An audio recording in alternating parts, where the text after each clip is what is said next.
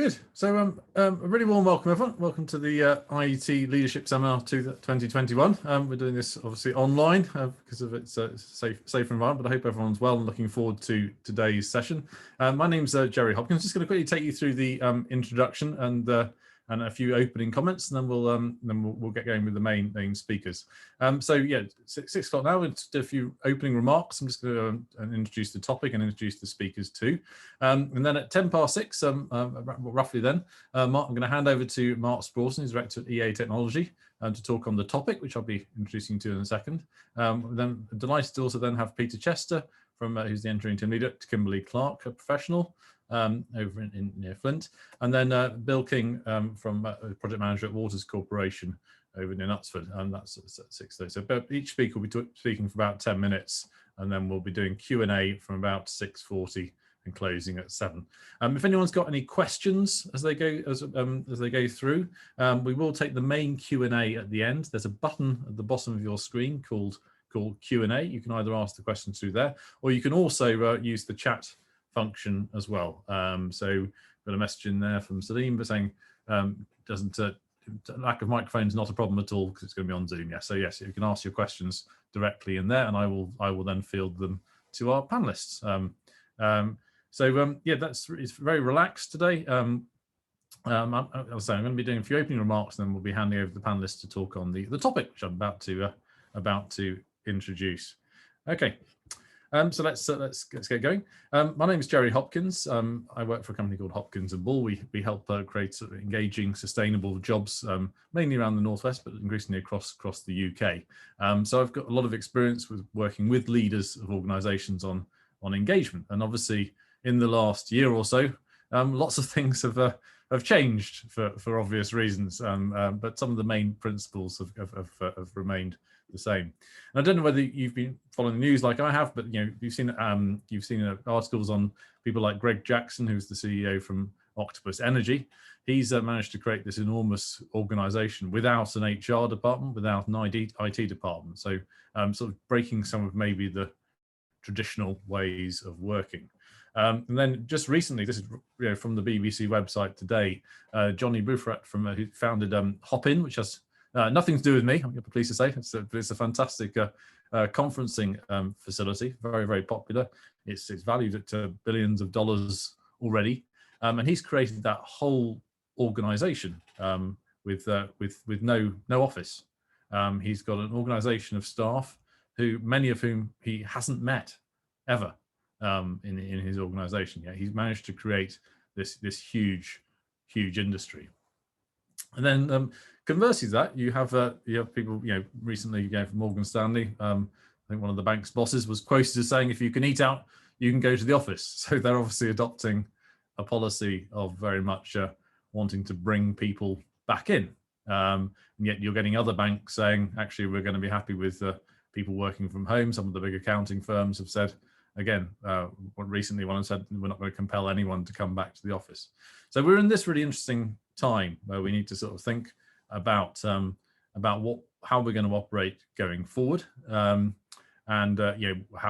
what's going to be good for people's mental health, what's going to be good for how teams operate, that interaction between teams. Can we do that virtually, or do we need to have a certain amount of face-to-face?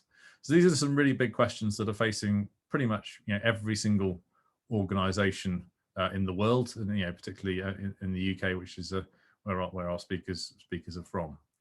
So I thought it'd be useful in this this year's IET leadership seminar to talk about this, which is and I've asked the speakers to sort of broadly speak on this topic, which is keeping teams engaged in the new norm. How do you keep people engaged, feeling part of the organisation when they're not necessarily seeing each other? And does that need to be in the office? Does it need to be are they allowed to be back at home? Does it need to be a blend? So all these questions, which I'd be fascinated to hear each speaker's insight into how they're operating, how they have operated in the last year, and indeed, hopefully they'll also give us a brief introduction to their businesses as well, what they'll do. It'd be fascinating to hear more about what they do.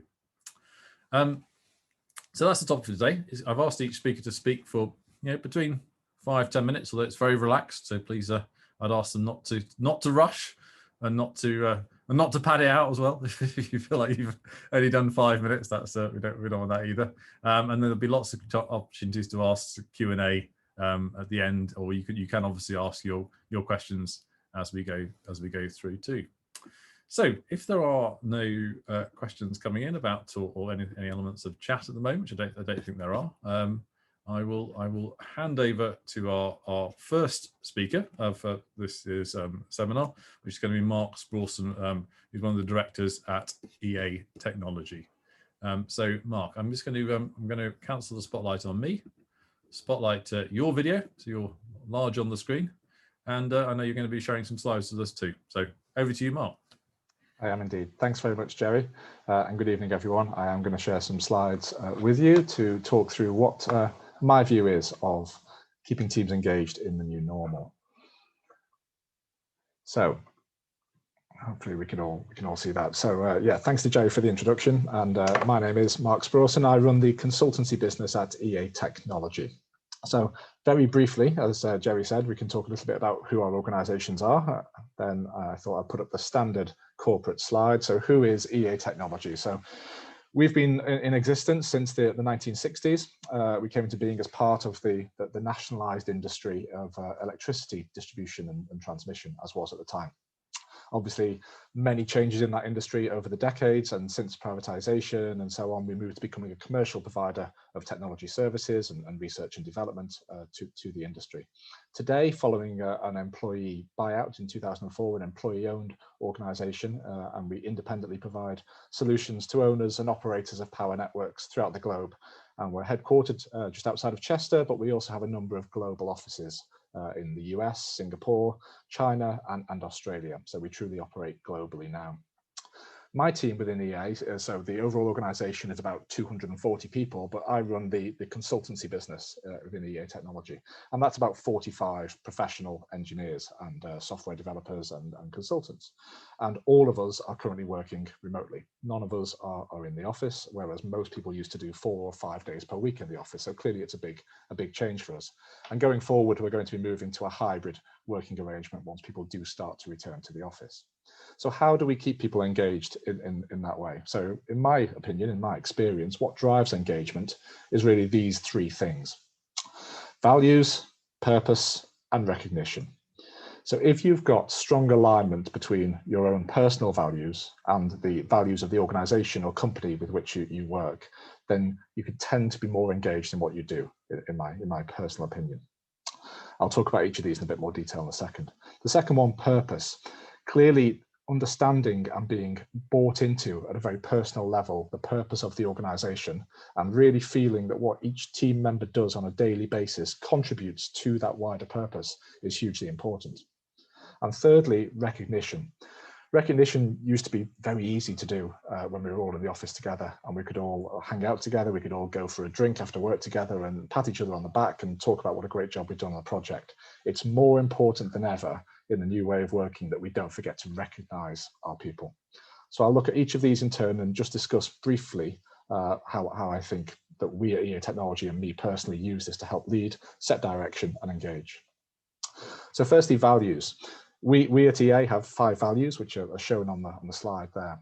And we do try always to live by these values. And they're not just something that we have on a piece of paper that we used to stick up on the wall of the office when we were all there. They're not just something that kind of features on our email footer or any of that sort of stuff. We actually do think about them on a daily basis.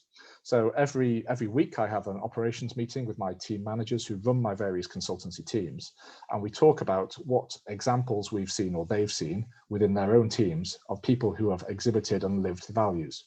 And we collate all of those. And then on a monthly basis, I share that with the board at EA Technology. So with board level directors, I share with them how people are in fact living the values. And the fact that the team know that that sharing happens, and they know that when we get together as a broader consultancy group for a monthly or a quarterly meeting, we talk about what each other's been doing in line with values. It really keeps it alive and really helps them feel more engaged in what they're doing and the way in which they are performing and behaving, how that contributes to the wider ethos and culture of the organization. And it's certainly been my experience that if individuals feel aligned to company values, they will naturally, A, be more engaged, and then B, as a consequence of that, be more productive in terms of what they're doing. So values are really key. The second one is around purpose. So at EA Technology, we offer a whole range of products and services to the market. I'm not going to go into all of this. The point of me showing you this slide is to say it's quite a diverse offering that we have to the market. And our core customers, while they all tend to own and operate electricity networks, we interface with lots of different departments within there. We interface with strategy departments and operations departments and planning departments. How do we come up with a purpose that actually encapsulates everything that we do? And we used to have a mission that talked about making networks safer, stronger, and smarter. But it didn't really resonate with an awful lot of people in the organization because it didn't really speak to what it is that they do on a daily basis. Our mission now is to promote the development of resilient, accessible, low-cost energy networks around the globe and accelerate the transition to energy decarbonisation. Now, clearly not everyone in the organisation identifies with all of those different facets, but somewhere within that, there's generally something they can pick out and think, yeah, that's what I'm doing. But that's not enough on its own. So when I took over the consultancy business 2 years ago, I worked hard to try and establish what is our core purpose. And I don't want you to read everything that's on this slide for the avoidance of doubt, right? What I'm trying to show here is that even within just consultancies, so just the 45 individuals out of the 240 in the broader company, we do a really wide range of activity. How then can we form a common purpose that everyone can feel bought into? And the key is to try and find the core of what it is that unites all of the teams and all of the staff in what they do. And what I sort of found from speaking to all of my staff when I took over the role is that whether we're helping define strategies and business plans for networks, whether we're developing software solutions to optimize electric vehicle charging locations, whether we're minimizing risk to networks through timely investment and intervention, or whether we're writing policies on how to operate networks safely in the light of the new technologies connecting, everything that we do in that space is fundamentally geared around making electricity networks fit for the future. So that's what we focused on, and that became our purpose. And then again, every team meeting that we have, the purpose is shown front and center at the top of the agenda. This is what we're here for. And it really reminds people on a daily basis what they're doing. And everyone can pretty much contribute and feel they're contributing to that purpose. But that on its own is still not quite enough. You've then got to take it one stage further, and you've got to cascade that purpose through, particularly in this world we live in now, where people aren't interacting with that many individuals on a daily basis. How does any one given team within my business feel that they fit and contribute to the overall organization?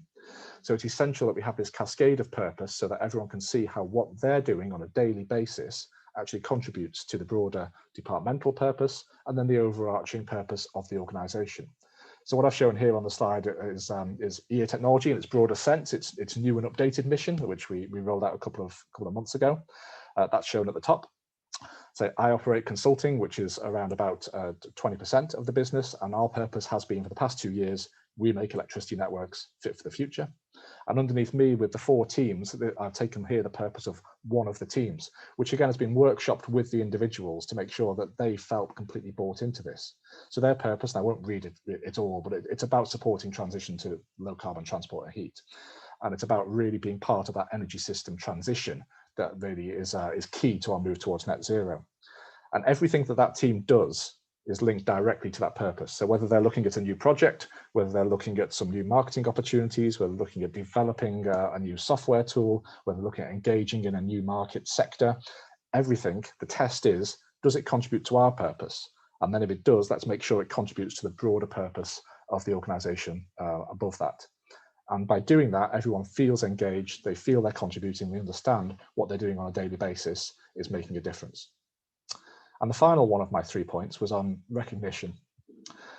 Making time for recognition, as I said at the outset, is really of increased importance now.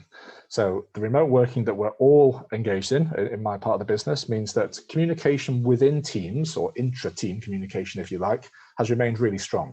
There's daily stand-ups that go on. Everyone has calls on Teams with the entire team around them, and they talk about what they're doing that day, what they've moved on from yesterday, what the priorities are, what the challenges are, what the issues are. That's great. But it's a lot more difficult to do the inter-team, so communicating across teams within the wider business. That's where the challenge lies. That's the kind of thing that used to happen just by being in neighboring offices to each other, just by going and grabbing a coffee. You know, we don't do that anymore. You have to schedule time in for that to happen. So that's what I've made an effort to do, conscious effort to say, right, we're going to do knowledge sharing. We're going to talk across teams about what it is that we're doing. And if we've got some issues that we're grappling with, technical issues about how we can address them on a project, let's crowdsource that and let's actually have some sessions set up to do that. 2 years ago when I took over, one of the first things I did was I created a load of pizza meetings, right, where I took people from different teams within the business who hadn't really worked together all that closely, and I got them all to sit down. We all ate pizza and we all talked about what each other does, what each other's strengths were, and how they could contribute in a broader way to the success of the business. And that meant that it encouraged collaboration between those teams. Can't do that now. We always used to go out and celebrate when we completed a successful project. We'd go and have a meal or have some drinks or whatever it might have been. Can't do that now. So what you have to do is make sure you don't forget about that and you do it in a different way. You can do it via online means. And also you can do stuff just by sending stuff in the post in the old-fashioned sense. So that's a picture of what I sent to some of the team around Christmas, was a slice of cake and a cocktail, just to say thanks for all the hard work they've put in over the past quarter. So in conclusion, to keep teams engaged in the new normal, it's really crucial that every team has a purpose which they understand, they completely buy into, and that must contribute to the wider organizational purpose. It's also key that everyone embraces and celebrates the organization's values. And if people feel aligned to the values, they feel engaged, and they generally are therefore more productive. And finally, you've got to make time for that regular communication and to do that recognition, celebrate the successes together. Don't forget to do that because you're not all in the same physical location.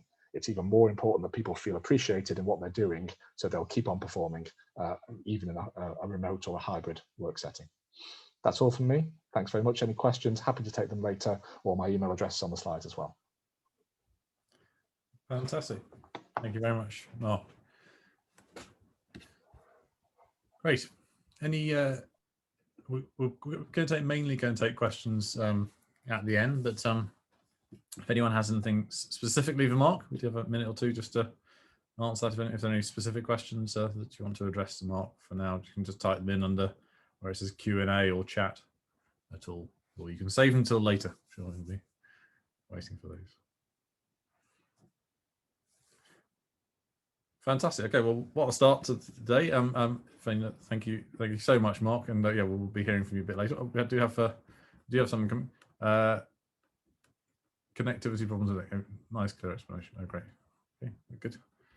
Good. Okay, so we'll move on to now to our second speaker. I'm delighted to introduce Peter Chester, who's from Kimberly-Clark Professional, just over the border in Wales, and talking about also works across Europe in many settings. So it'll be fascinating to hear what he has to say. So Peter, I'm going to do the same again. I'm going to remove the spotlight from myself, highlight you if you want to unmute yourself, and you'll be live on the call. Okay. Right. Share my screen.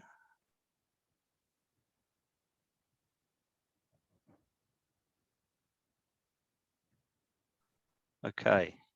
Can people see the screen? No, we can't yet, Peter. No. All right. Okay. Sorry about this. There you go. Okay. Right. Okay. Thank you, Jerry, or should I say George? My name's Peter Chester. I work for Kimberly-Clark.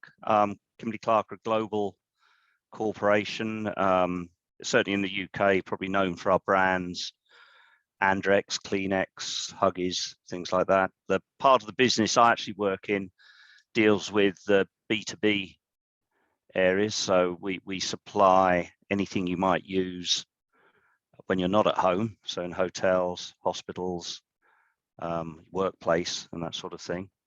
I've worked for Kimberly-Clark for 33 years. Prior to Kimberly-Clark, I worked at British Coal for 8 years. And in preparing for this presentation, I've sort of realized that a lot of my work experiences over those 40 years have probably developed how the shutdown has impacted me.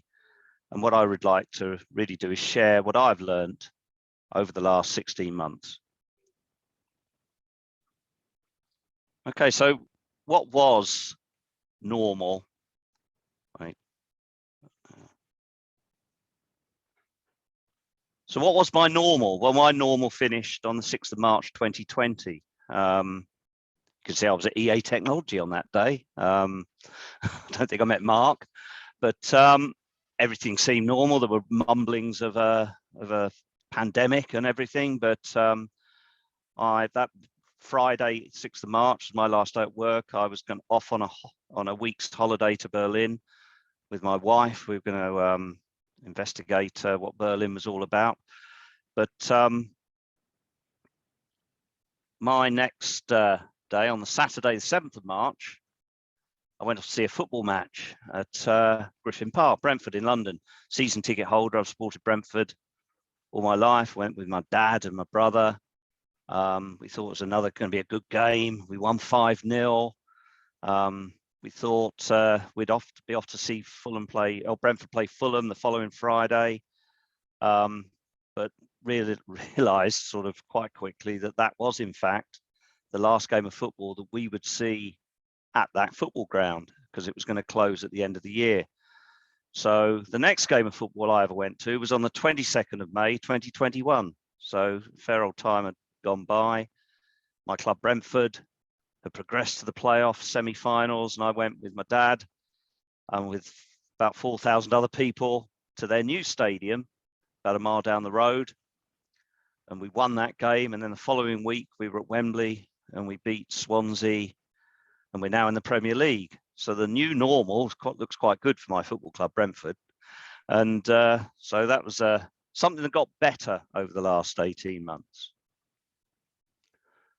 So when I got back from Berlin, I was told by Kimberly Clark that I wasn't welcome on site because I might be infected, having gone to Germany. So I was going to have to work from home for 2 weeks. Well, during those 2 weeks, the national lockdown occurred, and that's where I've remained. So I've been working at home effectively since the 6th of March. I very rapidly started to realize that I was going to be remote meetings. The number of meetings started to increase. There wasn't going to be the face-to-face interaction. I quite rapidly realized I was on my own. Luckily, my wife was at home with me. She had retired, so she was there, and our pet dog was with us. Didn't have any idea how long it was going to last, but I suppose as time went by, I realized it was going to be a fair period of time. And I realized that this was going to be my new place of work. So I've been working off my laptop for the first month and a bit, and realized my eyesight was not going to get any better doing that. So I arranged to go into work and pick up my screens and my docking station, and soon set myself up at home. Now, actually doing the work wasn't too difficult. It was, Kimberly Clark helped a lot. We embraced the technology that I think everybody probably uses now. There was moved away from Skype, moved towards Teams. We had Zoom calls left, right, and centre. Managers were updating us on the position of the business. We had weekly calls from our sector president. There were lots of global calls. So the actual working from home wasn't the end of the world. It was quite nice in some ways, not having to drive half an hour into work every morning and half an hour back home. But you very rapidly started to realize that there perhaps was a price to pay. And once that was realized, I started to think, when I sat there on my own in my meetings, that this was probably going to be the new normal for at least 12 months back in this time last year. In my 40 years of work experience and practice, I realized what had given me the buzz at work was the interaction with people, was working with people face to face, the value of listening to what was going on in the office, the banter that was going on. You were able to pick up how people were feeling, whether there was what other projects were going on, perhaps what other sections of the business were working on, and you realize that, and you were missing that. The only interaction you had in general were proper half hour, 1 hour meetings. I set up, because my team, a remote team, I had a couple of people in France, a couple of people in the UK, and we set up a weekly call on a Monday, in addition to a call that we already had on a Wednesday, to try and keep everybody up to date with what was going on. And we realized that was going to be more and more important. I've not visited one of our sites apart from the one in Flint on a few occasions in the last 16 months. And I've had very limited face-to-face interaction with anyone who I work with. And, and that is something that, we've had to learn how to work with. This was my old office location. We as sector employees, we were moved out. We work from home. The Kimberly-Clark were recognised as a necessary industry, and were able to keep manufacturing plants open. To support that manufacturing, the support teams actually moved into other offices on the site. Our office was taken over. There's only 50% filled up. No room for me. One-way walkways all around the office locations, things like that. So those things have changed. People have had to become more regimented. For me to visit site, I have to fill in a request that has to be authorized by the sector vice president. And then I have to contact the site and get signed in as a visitor now, even though I'm an employee.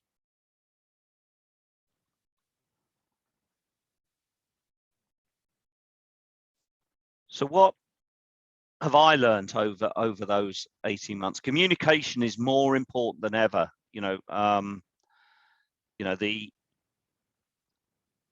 only being able to communicate via meetings and effectively by the internet is, you can keep the business running, but I think from a mental point of view, people have to be able to have those face-to-face interactions. And in the absence of those face-to-face interactions, we have to be able to communicate a lot better with people. Kimberly-Clark have embraced technology in terms of video updates, video calls. There are a lot more of those to keep people updated on the performance of the business.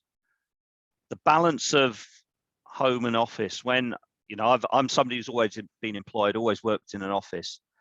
I know the people who work from home and are self-employed, but for me, trying to balance working from home versus working in an office took me some time to work that out. I realized it was very easy to spend a whole day sat in the office working on meetings, getting fed the odd biscuit and cup of coffee by my wife. But it can be a lonely place to work, and that's something we need to be aware of, is to help people balancing their home and office time. Face-to-face versus remote connections. Well, it's been remote for the last 16, 18 months. Always turn your video on. That's something we've tried to do when we're in those Zoom calls and Teams calls. Try and get people to turn their videos on, have that interaction by looking at them, rather than just having black screens everywhere. So that's been something that's been really important to us. And why is it important to you or me? There's a personal mental balance. Am I coping? I realized that at times I wasn't. I was very engaged with work, but I realized that at the end of a day sat in a room on meetings for most of the day, I needed to get out. I realized that my personal and physical health was important. Exercise was critical to being able to survive this. And Kimberly-Clark have encouraged that as well. I actually chose to try and do 10,000 steps every day, and actually managed that, and averaged, come May of this year, for the previous 12 months, averaged over 10,000 steps every day, which when I totted that up, that was something like 1,500 miles that I'd walked over that over the last 12 months, trying to keep fit. And there's a need to speak, and it's not always about work, banter and that sort of, take the opportunity to allow people to have a chat about things. They set up a virtual buddies scheme, and they paired us up with people who wouldn't normally work with. I got teamed up with somebody in planning who actually had worked with his dad, but you know, we have a call every 2 weeks, just half an hour, and we chat about this, that, and the other, never about work, about our families, about sport, football, cricket, whatever, holidays. And, you know, that helps, you know, that sort of break away from what can become the norm is important. And the last thing is making time for yourself. Your calendar, I found my calendar was getting filled up with half-hour meetings, literally Monday to Friday. I don't know what the system is, but there's a focused time process that Kimberly Clark introduced that actually looked for time in your calendar each week, and this is this week, and they would identify focus time, adds up to about 2 hours a day, that you've got the choice whether you try and keep that to yourself. That focus time is for you to focus on stuff other than meetings, and you try and keep that time to yourself. You know, if you choose to book a meeting over it, or allow somebody to book a meeting over it, then that's up to you. But automatically, this starts to populate your calendar. So I found that really useful. It was something that helped me, and I would recommend that sort of a process to others. So what I've tried to share here are my personal experiences over the last 16 months, how it's impacted me, how it's possibly changed the way I will look upon work in the future and working with other people in the future. And I've realized a lot of it is about staying sane. It's about realizing who you are, where you are, and what you're doing. And thank you very much. That's what I've got to say. Fantastic, thanks, Peter. And I'll be able to confirm that Peter has stayed as sane as he ever was. Thank you. Great. Do you want to just yeah, I'll stop sharing. Yeah, there we go. Fantastic. Thanks, Peter. And we'll just we'll come to any questions at the end. But I know I'm going to Bill. I think Bill, you started sharing your slides. Great. So I'm going to hand over to Bill King now, who's going to also from Waters Corporation, located just outside Knutsford. So I know some of you will be familiar with that organisation, but I'm going to hand over to you, Bill, now. I just need to remove the spotlight from myself, and I've got to find Bill. I think there we go, Bill. Right. Okay. There we go. Over to you, Bill. Okay. Thanks, Jerry. So keeping teams engaged in the new normal, whatever the new normal is going to be. So just to introduce me, I'm Bill King. I'm one of the project managers that work out of the Waters Corporation site in Wilmslow that you can see there. It's a purpose-built site. Waters Corporation is a global analytical systems business operating around the world in 35 countries. And specifically at the Wilmslow site, we specialize in mass spectrometry products. So I'm one of the project managers managing the development of those projects. We've got R&D, we've got a manufacturing facility there, marketing is there. We have numerous demo labs to demo our equipment and systems. And our equipment is supported and serviced from that site. And we have a number of application scientists looking at different ways that we can use our equipment. Our equipment is used in pharmaceuticals, for example, clinical, food safety, etc., and multiple applications. So that's the company that I work for. So what are the challenges in this new normal? So obviously we've had the office interactions that we've been used to, being in the office, from formal, natural, ad hoc. We have numerous meetings, workshops. We've had what you get in the office obviously is chance meetings. You have at the coffee machine, etc. Desk chats, socializing lunches, etc. So we have all this chance to socialize and interact, and I think that's important because we're social beings. That's where we spark off ideas, and I think the challenge has been to replicate or develop alternatives to these interactions remotely. and facilitate that team communication and cohesion, which is important. I think particularly challenging this year, particularly to me, is onboarding of new team members remotely. Very difficult. I think it's required more coaching, and that's the same with new starters. So we've had to move more effort into that particular activity. It obviously depends on the type of work, individual, creative. There's a lot of collaborative work that we do, and complex work is particularly challenging from a remote perspective. I think being amongst people physically actually gives energy. I think, as I say, we're social animals. We spark off each other, and I think you try to create that remotely, but I think sometimes that is missing. So I think it's been mentioned that company culture, I think, is the bedrock of all this stuff. If that provides the foundation for how a company operates and its purpose and values, and it's beyond those formal processes, and it takes years to develop, of course. And I think importantly, it helps people to understand where they fit in within the business and how their work contributes to the whole, both within the business and wider society. And it underpins how the company operates day to day. And I think people get it fosters a sense of belonging that is required for team engagement. I think the key things about company culture are, when it's right, is that it facilitates collaborative working. It is supportive both to people in work and also beyond work now. It's open-minded. It allows free discussion, and it's a safe space for that discussion, for people to provide open feedback and look at new ideas. Just to touch on the technology, because the technology is part of this remote working and will feature more and more in the new norm. So it has enabled effective remote working. I think it's been absolutely brilliant. We've moved on with our product development at a pace over the last year, and it is an enabler, but it only takes you so far. And it's important how that technology is used and not just used for the sake of it. I mean, these are just some of the systems that we use, or I'm sure everybody's used to many of them.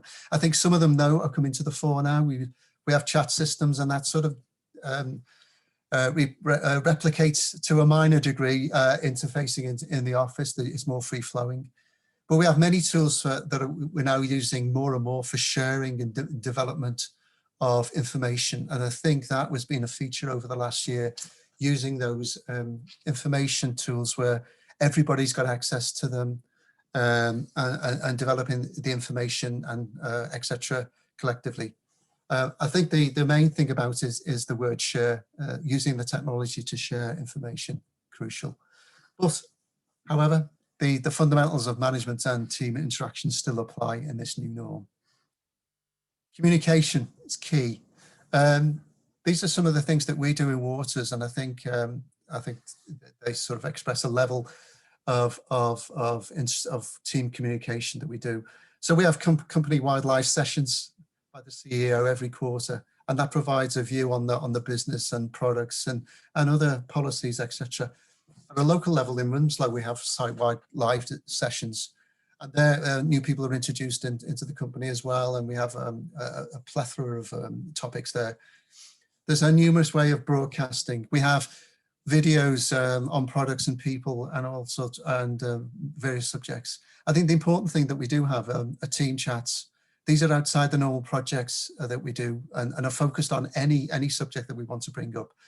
And on a more personal level, the company promotes one-to-ones. We have many one-to-ones, both with line managers and beyond that. And I think the key thing is that all these means of communication do provide a conduit for questions and answers, routes for those to be put forward by people and to be answered. So I think that's important. All the usual things in team management, but probably are heightened now, are all these things about listening and empathy, and keeping in touch beyond those meetings, because meetings are becoming a key feature in the way we work. And recognize people, say thanks. It's more than just the awards. I think we have to be aware of the work-life balance, though, because we're used to having a commute at the start of the end of the day. Now we have this blurring of that work-life balance. And we have to make sure that we don't encroach too much or at all on people's home life, which is, is easier to do when you're doing this remote working. I think there's video calls are a key item that we use. I think we're learning more on that. I think we're learning to, we miss the body language, but now we're looking at different cues, tone and language of people, and the silences within those meetings speak volumes, of course. And I think we're learning how to use that more. And we need to, I think one of the things there are techniques here. You need to invite responses. You need to be inclusive, because people can feel sort of distance in video calls, and you need to sort of make sure that everybody's included in the discussions. And one thing that I think that's come out of this remote working I've used is create a bigger bubble, reach out beside your current team, beyond your current team, and be responsive to different perspectives and ideas, because you can get too focused in the team that you're working. Sometimes face-to-face is best, though. I've found that recently. We've had to go on site to do a workshop where we just couldn't do it remotely, and I've seen the benefits of that. So sometimes that's true. One thing that features a lot, and I think it's always been there, but I think it's just been heightened by the COVID thing, and also, we're all working remotely. So most important thing, look after yourself mentally and physically. And that will allow you to look after others. I think we need to be aware of how other people are feeling. Talk through issues, and it's okay to say you're not okay. That's a thing that you need to promote. Remember, everybody's dealing with their own issues, and in our company we have many company resources for well-being. I think that's true of many companies worldwide. But I think they need to be promoted, and people need to use them both within the company and outside. So. I've done my 10 minutes, thank you. I hope that gave you an insight into my thoughts and what was happening in Waters in terms of team working. Thank you. Fantastic, thank you so much, Peter.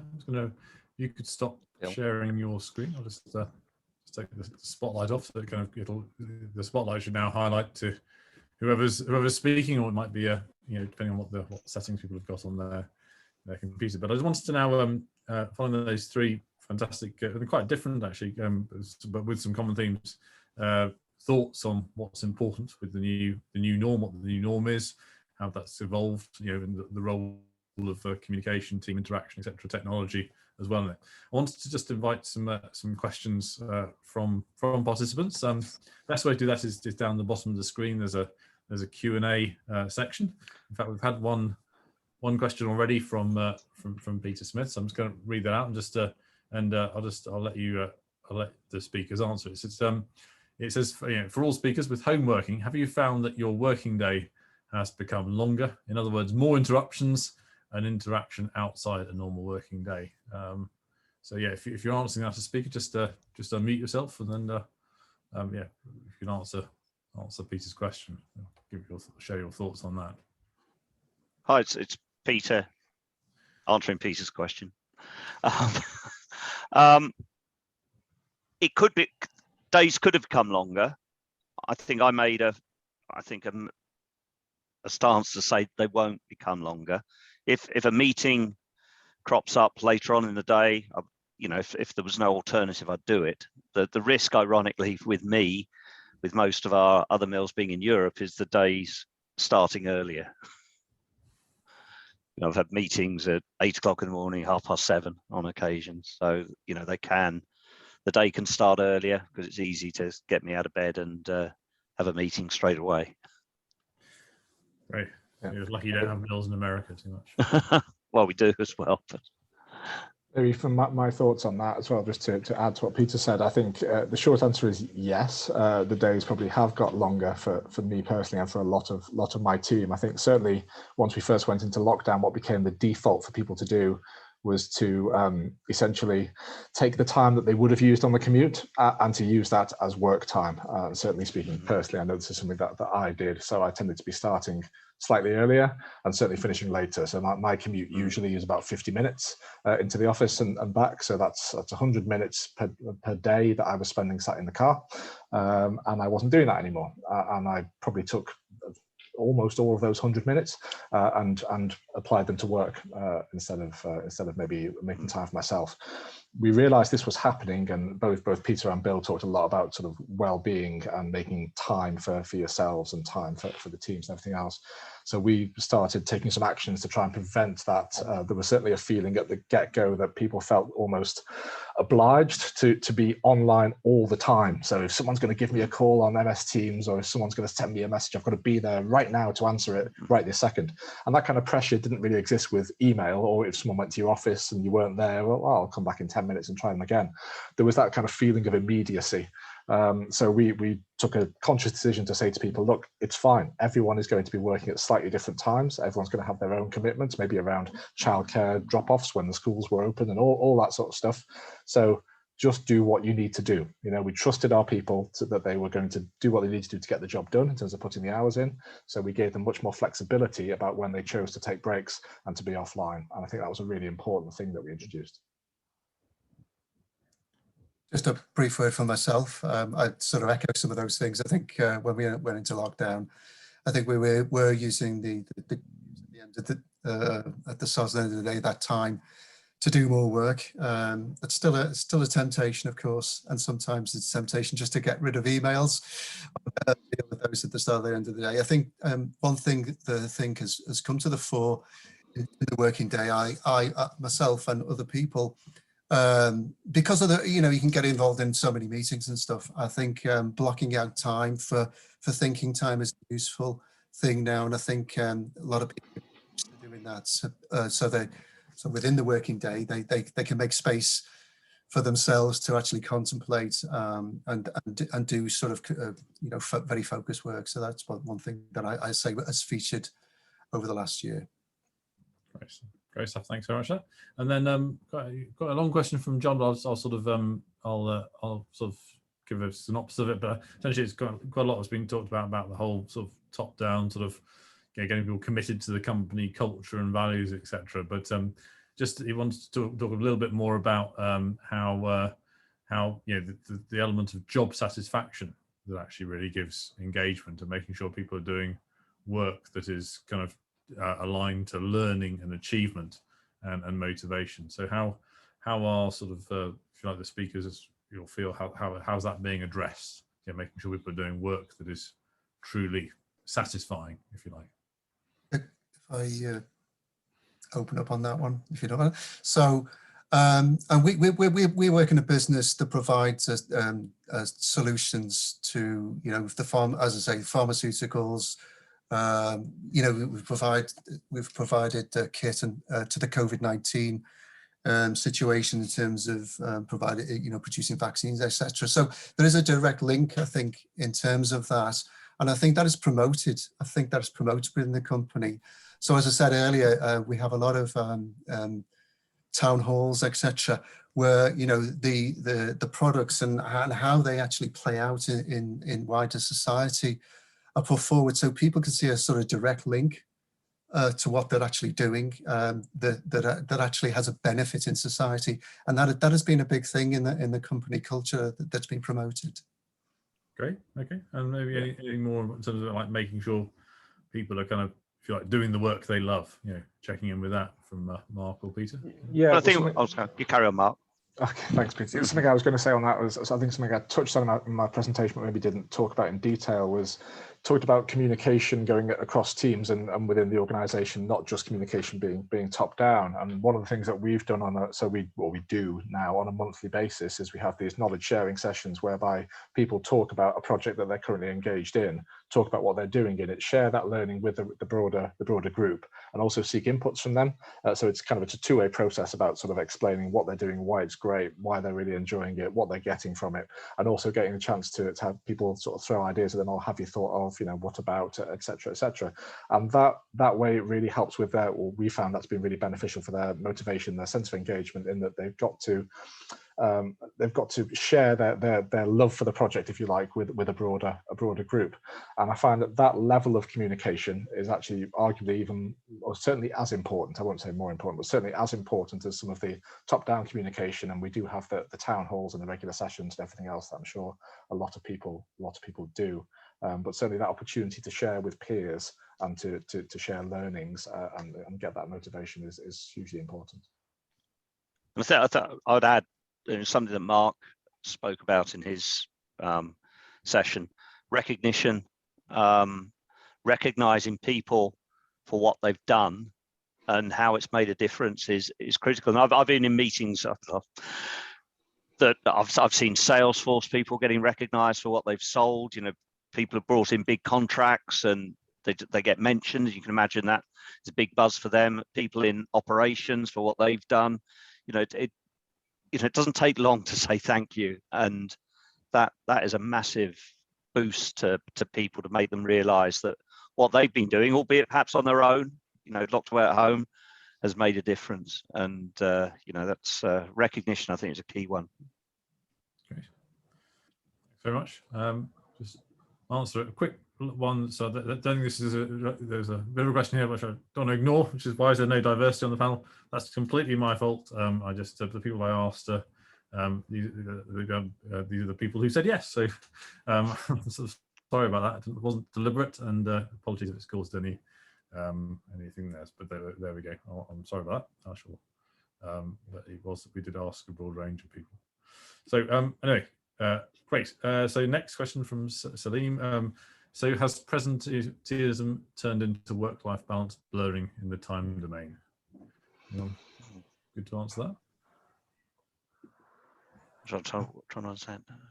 I think, yeah, I mean, it sort of speaks to what I was saying before, I guess, around, it was certainly at the start of lockdown and so on, when we all moved into the remote working environment, there was a great deal of blurring that went into work-life balance, and people were working crazy hours, and that wasn't healthy, and it led to some people starting to really struggle, and we realized that we needed to, again, without being sort of, you know, talking down to people, we needed to kind of set some guidelines around what our expectations were, that we didn't expect them to be sat there, you know, in front of the screen for 12 hours a day working away, because that's not what they do in the office. You know, the whole point about trying to just do the level of work you do in the office, but doing it at home was a difficult one for a lot of people to take on, I think, and trying to make that time for yourself is absolutely critical to, and echo all the stuff that Peter and Bill said about, you know, mental well-being being absolutely critical, particularly for, you know, we had some people in my part of the business who lived alone, and they lived alone and they were in lockdown. They weren't seeing anyone except through the medium of a screen occasionally, and just taking the time to sort of say to them, you know, ask them how they were getting on, talk about what they're doing outside of the sitting there looking at the screen. We found a really powerful thing was just sort of asking people on a scale of 1 to 10, how do you feel today? And it's a really powerful kind of question to actually just take a minute and to answer it honestly, and then to explore what's behind that answer, and saying to get away from that, trying to give people time to give themselves a headspace to think outside of work. So I wandered a little bit off the question there, but I think there's some important points. I think one thing is possibly leading by example. As you say, it's very easy with the technology to be online, you know, be on call 24 hours, 24/7. You've got the phone in your pocket. You feel it buzzing, and you know, you just have a look at it and you can get involved. So I think leading by example, not sending emails outside of normal working hours, because that, and starting up chats, because that then sets a sort of precedent, if you like, I think, and a feeling that people have to, there is a temptation with the technology that you feel like you have to respond at that point in time. So I think that's important, that the people do demonstrate, that leaders do demonstrate that you know, that it's okay to switch off after work and do that. Right. Thanks. I think I've acknowledgement from Salim, so that's answers his question well. Thank you very much. Jefferson, yeah, is there a way of, yes, indeed, this is being recorded, this session, so it will be available on the IET website, but please, I might ask Andy Caldos to sort of share his details at the end email. He'll know where to access the recording. Okay, and then another question from Griston. What leadership elements of the new normal do you expect will endure long into the post-pandemic future, and which do you think may not? It's Peter here. I would hope that more open communication is something that endures. That I think that there is a need for people to communicate and be open and be told how things are going. You know, that one weekly sort of 5-minute video that our sector vice president sends out on a Friday. Initially, I didn't bother much to listen to it, but I've come to realise it's important to me now.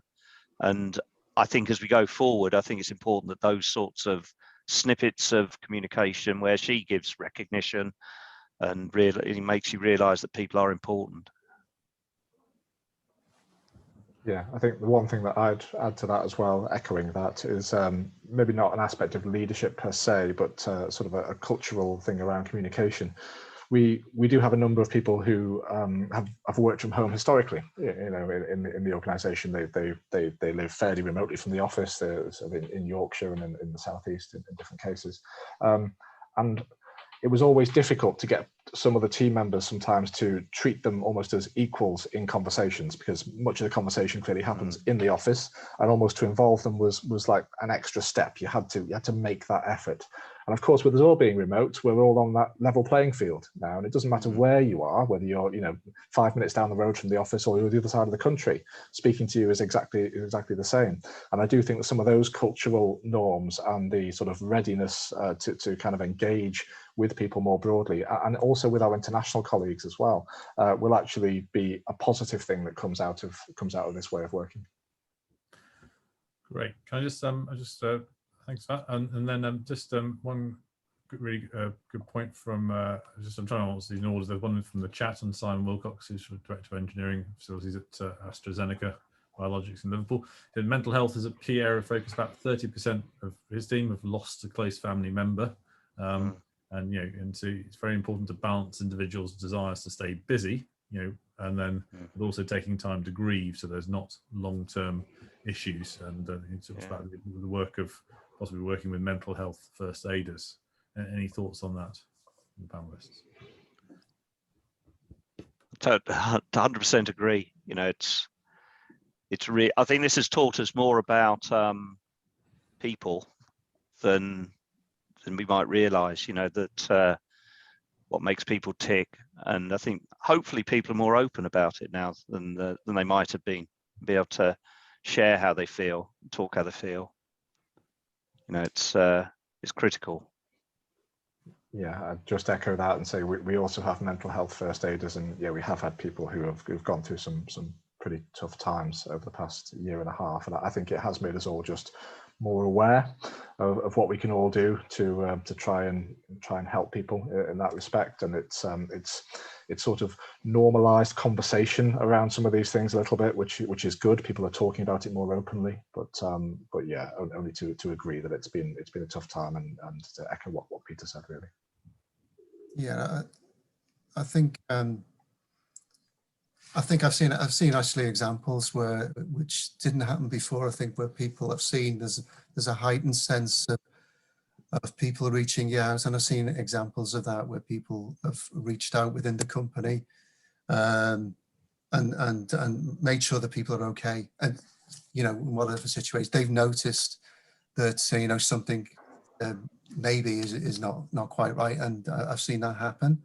And as I say, I think it's a good thing. I think that's hopefully an enduring thing now that we'll take forward. I think it will be. Great, and thank you. Just I'm conscious of the time, but we have some really fantastic questions. Really appreciate that. And I'm going to just finish with Carthagene's question in a second, but just want to highlight in the chat area, Andrew Cowles' comment about the IET survey. So please do click on that link if you get a chance. And the recording can be available. He's also put his email addresses in the chat area as well, so you'll be able to pull that out. So just I'm going to combine Carthagene's questions, because he's asked a couple there. How do you ensure the quality of work is maintained, and how do you ensure efficient meetings take place within the same time frames? Does it tend to take longer to have fruitful discussions virtually? So sort of quality of work and relating to fruitful discussions, but virtually as well. How do you maintain that as one final question? If I can trouble the panelists for that one. Well, I can honestly say I've not had a problem with my team. You know, they're all grown men, as I say, but they have worked pretty hard. They've delivered what we've asked them to do. You know, so I know of instances where that hasn't happened, and you know, people have been talked to about it. You know, I think it's important that you keep a finger on what's going on as a leader, and you've got to know your people. I think that is the key thing. Yeah, I think from my perspective on that, quality of work hasn't suffered for us, but the type of work we do, consultancy work, is such that most of it is kind of, you know, give us a place to sit with a desk and a laptop, and we can kind of crack on. And the qualities in terms of the way in which we check outputs are the same processes as they would be if we were in the office. Certainly quality hasn't dipped. The thing about meetings though, and whether they can be as fruitful and as efficient, is an interesting one. I think everyone probably suffered a little bit at the start with getting used to the new technology and making it work and be effective. But actually, we haven't found too much of a drop off in that. You know, using tools like Miro that we use for whiteboarding sessions and so on, for example, is pretty good at replicating what you can do in a room. The one area where we have found it suffers a little bit is actually when we can't meet with clients in a face-to-face way. So whereas before, if you were sketching out a project with a client, you'd go and do a workshop with them at the outset, and you'd kind of get everyone around the table, get everyone's ideas together, get everyone's issues out there, work out what you need to do to move forward. We find that it can take a few sessions, a few meetings to actually get to the nub of what it is you're trying to achieve. So that is a little bit less efficient than it was previously, but internally, I think we've probably got it cracked now. Yeah, I would sort of echo that. I think we've maintained our product development cycle over the last year. I think it was a pleasant surprise that we worked from home, but we continued with the cycle and met the time frames. I think one thing that's been problematic that I've seen is it's difficult when you get onboarding new people. I think that has been more of an issue, and I think that has taken longer to do remotely in some respects. I think people are becoming more efficient at meetings, though. I think that there was meeting overload. And maybe we could do shorter meetings, and if a meeting finishes before the allotted time, we pack it up. So I think there's a mixed bag there, I think, to some degree. Brilliant. Well, thank you very much. And also just a quick comment from Avi that the emails from IET Foothold have been very reassuring in relation to a previous question there as well. So thanks very much for that. Great. So just wanted to wrap up then. Just first of all, let's start by thanking all participants for taking part today, and for your wonderful questions, but also to our three panelists, Mark Sprawlson, Peter Chester, and Bill King. It's been wonderful to hear your insights into the new norm there. So thank you so much for that. Again, just a quick reminder, just to have a look at the chat there, and also just click on that link on the response for some feedback in terms of the how the IET can do, where they can do better in terms of local communities. So again, thank you very much for participating. There is a recording available. Again, if you look in the chat area, there's the two email addresses to highlighted there, to Michael Gilbert and Andrew Caldos. So please, if you join late and you want to catch that, please take a look at that. But once again, thank you so much for taking part today. I hope you've enjoyed it and found it as insightful as I have. I'm going to stop the recording now, but if anyone wants to hang on and chat at all, please do so. But I know it's just after 7 o'clock, and people may have other plans, etc. Bit of work-life balance looms. So thanks very much to everyone taking part, and see you again at another IET event very soon. Thank you.